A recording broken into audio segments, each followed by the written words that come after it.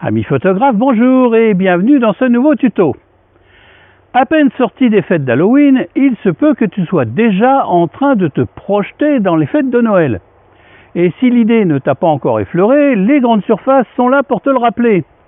Et peut-être qu'à cette occasion, tu te dis que ce serait sympa d'intéresser tes enfants ou tes petits-enfants à la photographie. Ça te donnerait une superbe occasion de partager ta passion et quelques bons moments avec eux. Ok, mais l'entreprise n'est pas aussi aisée qu'on le croit. Principalement à cause du fait que les engouements des enfants sont fugaces. C'est normal, ils ont tout un monde à découvrir. Un jour, ils peuvent se passionner pour la photo et la délaisser 3 jours après pour la guitare, le football ou le macramé. Ça ne doit pas te décourager, si tel est ton souhait, de mettre quelques stratégies en place. Le but de ce tuto est de donner quelques conseils basés sur mon expérience en la matière pour avoir constaté avec mes propres enfants et petits-enfants et tous les ateliers de juniors que j'ai pu animer, ce qui fonctionne et ce qui ne fonctionne pas. Le premier point, c'est qu'il est préférable que l'enfant possède son propre appareil. D'abord, normalement, il en prendra davantage soin. Et il ne sera pas obligé de te demander la permission pour l'utiliser. Sa pratique sera donc plus spontanée et de plus il apprendra plus vite à s'en servir et obtiendra plus rapidement des résultats encourageants. Quel appareil? Ça dépend de l'âge de l'enfant, bien sûr, de sa motivation et de ton budget. En tout état de cause, je ne pense pas qu'un réflexe soit adapté en dessous de 12 ans. S'ils ont déjà un téléphone portable ou une tablette, c'est très bien. Ou un compact, neuf ou d'occasion. Ne te ruine pas, ça ne sert à rien. La technique n'étant pas importante à ce stade, inutile de rechercher tous les gadgets à la mode. Le deuxième point, c'est qu'il est préférable, pour stimuler l'imagination de l'enfant, de lui donner des consignes précises.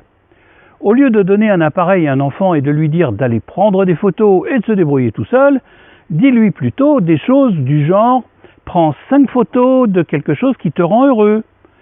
Trouve des photos qui représentent des couleurs de l'arc-en-ciel. Prends une louche dans la cuisine et photographie-la dans 10 environnements différents et inhabituels. Photographie 12 fleurs différentes dans le parc. Prends des photos de quelque chose qui bouge, etc., etc. Bien entendu, tu adapteras les consignes et le vocabulaire à l'âge de l'enfant. Mais je t'assure, même très jeunes, ils comprennent parfaitement ce que tu attends d'eux et sont heureux de relever le défi. Au fait, cette idée de défi, ça ne te rappelle rien? Le troisième point, c'est d'accepter que l'enfant ne voit la séance photo que comme un jeu. Cela a au moins 2 conséquences. La première, c'est qu'il est tout à fait possible, voire même probable, qu'il ne respecte pas ou pas complètement les consignes que tu lui as données au départ. Ce n'est pas grave, cela fait justement partie du jeu. La consigne est nécessaire pour démarrer, mais si elle se perd en route, cela n'a aucune importance. Et ne lui fais pas de reproches pour ça, tu risquerais de l'arrêter net dans son élan. La deuxième, c'est que si ton seul objectif est de motiver l'enfant à prendre des photos, ne lui casse pas les pieds. Si, j'ai bien dit les pieds. Ne lui casse pas les pieds donc avec la fameuse règle des tiers ou la composition en triangle. Donne-lui quelques repères simples dont il comprendra l'utilité plutôt que des astuces de geek. Du genre, regarde bien le viseur ou l'écran pour être sûr que ce que tu veux photographier soit bien sur la photo. Pour les enfants un peu plus grands, tu peux attirer leur attention sur le fait de ne pas déclencher trop vite ou trop fort. Mais si tu vois que rien n'y fait, laisse tomber, c'est qu'il est encore trop tôt pour imposer cette contrainte. Le quatrième point, c'est qu'il s'agit bien d'une activité de partage. Alors, sors avec les enfants, accompagne-les, stimule-les et émerveille-toi avec eux des photos qu'ils prennent. Elles sont un peu floues et la composition est tout à fait improbable. Ça n'a pas d'importance. L'essentiel n'est pas là. Il est dans la démarche, le processus, pas le produit final. Et puisqu'il s'agit d'un partage, prends aussi ton appareil avec toi et photographie les mêmes choses qu'eux, même si elles te paraissent banales. Voir avec des yeux d'enfant des sujets auxquels tu n'aurais peut-être jamais pensé est très stimulant et enrichissant. Et le plaisir que tu montreras de partager cette activité avec eux les renforcera dans l'idée que la photo, c'est agréable. Les souvenirs que vous créez ensemble laisseront en outre une marque indélébile au fond de leur mémoire. En fait, c'est ça l'essentiel.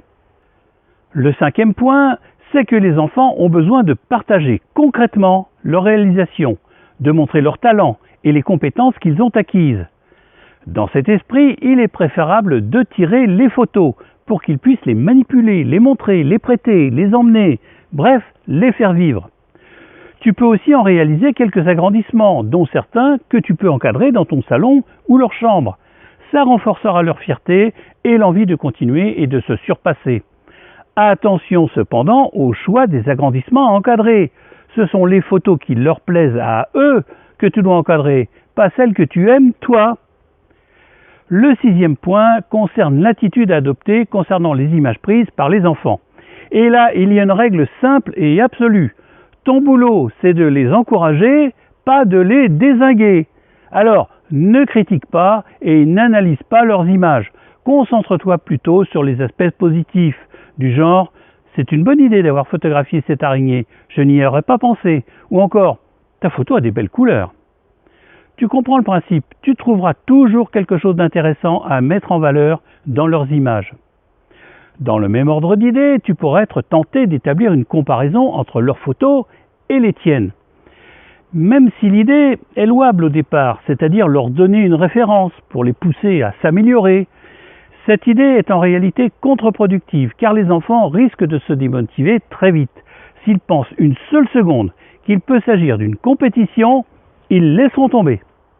En effet, n'oublions pas qu'à ce stade de l'apprentissage de la photo, ou plus exactement de la découverte de l'activité photo, ce qui est très différent, ce n'est pas le résultat qui compte, mais la démarche et le plaisir de partager une activité en commun.